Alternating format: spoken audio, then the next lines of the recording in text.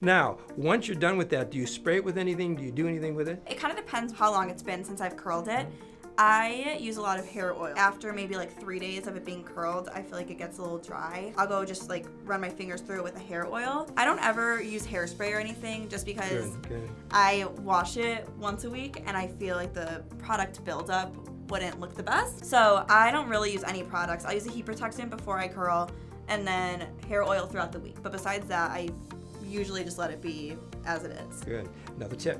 Yes. Take the oil when you've got it in your hands and emulsify it.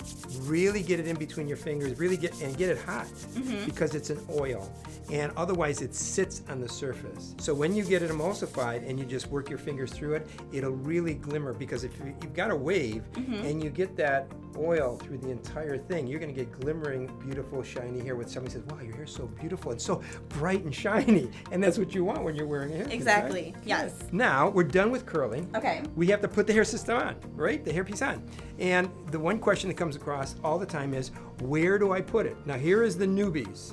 They typically, because of going through hair loss, they're fearful of being exposed. They wear it too low, and they wear it too tight in their face. And I definitely did that when I first started wearing mine. It's like I've had them put on the eyebrow, and I said, "No, honey, this is not an eyebrow prosthetic."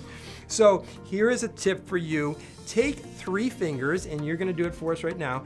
Put the knuckle of the last finger right above, right above your eyebrow, and that's the general proportion of your body and your hairline. But now, if you're like her mom and she has a higher forehead, take 4 fingers and put them there. If that's not comfortable for you, you can actually create something that when you find that perfect hair day, the perfect placement, take a piece of cardboard, take a piece of paper, and mark it so that you can put it in that area. In fact, professionals call it a border. They put a marker right here and go back to the hairline, and that's their border, the hairline border. So it is important, because if you have a hairline down here, you look like you're wearing a wig, even if somebody has a hairline down there, and you've got a low hairline, normally. So you want to even bump it just a touch behind the hairline and expose that at that point.